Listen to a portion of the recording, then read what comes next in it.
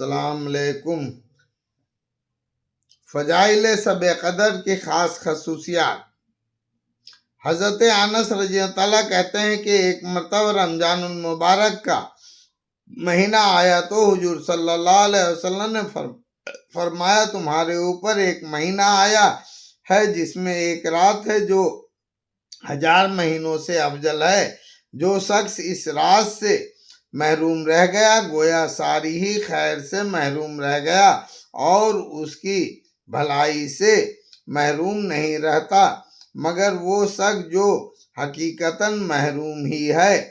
فائدہ: حقیقتاً اس کی محرومی میں کیا تمل ہے جو اس قدر بڑی نعمت کو ہاتھ سے کھو دے۔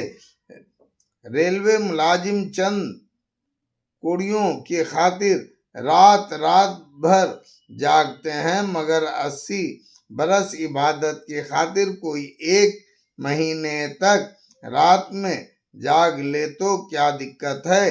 اصل یہ ہے کہ دل میں تڑپ ہی نہیں۔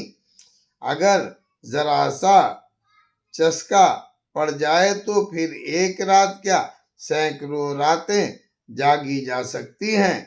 الفت میں برابر ہے وفا ہو کہ جفا ہو، ہر چیز میں لذت ہے اگر دل میں مزہ ہو۔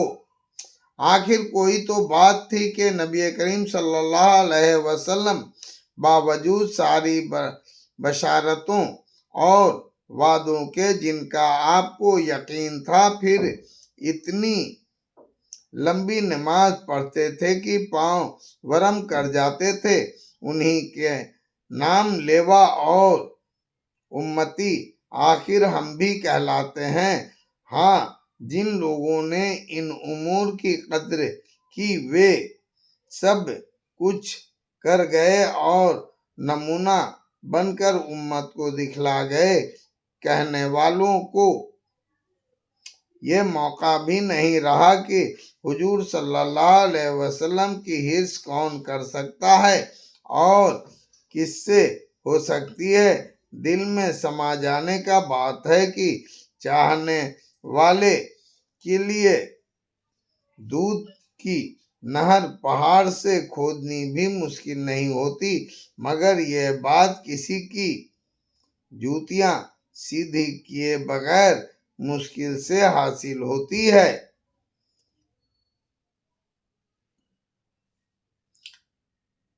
تمنائے درد دل کی ہے تو کر خدمت فقیروں کی، نہیں ملتا یہ گوہر بادشاہوں کے خزانے میں۔ آخر کیا بات تھی کہ حضرت عمر رضی اللہ عنہ تعالی عشاء کی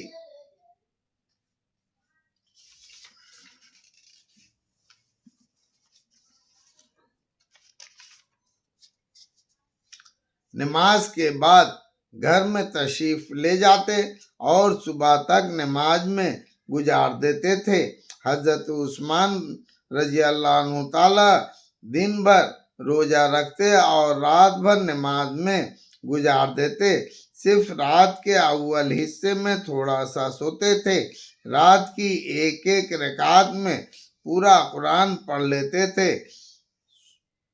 شرح احیاء میں ابو طالب مکی رحمۃ اللہ علیہ نے نقل کیا ہے کہ 40 تابعین سے بطریق تواتر یعنی بہت سے لوگوں سے نقل کی ہے۔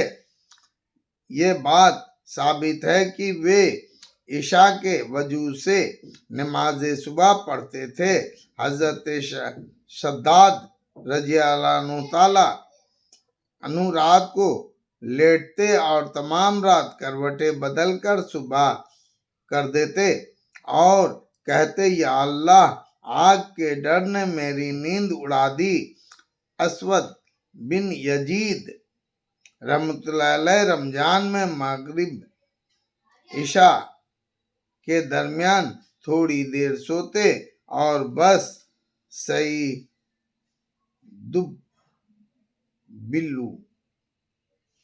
مسیب رحمۃ اللہ علیہ متعلق منقول ہے کہ 50 برس تک عشاء کے وجہ سے صبح کی نماز پڑھی۔ صلہ بن اشیم رحمۃ اللہ علیہ رات بھر نماز پڑھتے اور صبح کو یہ دعا کرتے کہ یا اللہ، میں اس قابل تو نہیں ہوں کہ جنت مانگوں، صرف اتنی درخواست ہے کہ آگ سے بچا دیجئے۔ حضرت قتادہ رضی اللہ عنہ تمام رمضان تو ہر 3 رات میں ایک قرآن ختم فرماتے، مگر عشر آخر 10 دنوں میں ہر رات میں ایک قرآن شریف ختم کرتے۔ امام ابو حنیفہ رحمۃ اللہ علیہ کا 40 سال تک عشاء کے وجہ سے صبح کی نماز پڑھنا اتنا مشہور و معروف ہے کہ اس سے انکار تاریخ کے اعتماد کو ہٹاتا ہے۔ جب ان سے پوچھا گیا کہ آپ کو یہ قوت کس طرح حاصل ہوئی تو انہوں نے فرمایا کہ میں نے اللہ کے ناموں کے طفیل ایک مخصوص طریقے پر دعا کی تھی، پھر دوپہر کو تھوڑی دیر سوتے اور فرماتے کہ حدیث میں قیل اللہ کا ارشاد ہے، گویا دوپہر کے سونے میں بھی اتباع سنت کا ارادہ ہوتا۔ قرآن شریف پڑھتے ہوئے اتنا روتے کہ پڑوسیوں کو ترس آنے لگتا تھا۔ ایک مرتبہ ساری رات اس آیات کو پڑھتے اور روتے گزار دی۔ بَلِسَاعَتُ مَوْعِدُھم الْآخِرَۃُ۔ ترجمہ: بلی قیامت ہے وعدہ گاہ ان کا، اور قیامت بڑی سخت اور بڑی کڑوی ہے۔ ابراہیم بن ادہم رحمۃ اللہ علیہ رمضان المبارک میں نہ تو دن کو سوتے نہ رات کو۔ امام شافعی رحمۃ اللہ علیہ رمضان المبارک میں دن رات کی نمازوں میں 60 قرآن شریف ختم کرتے اور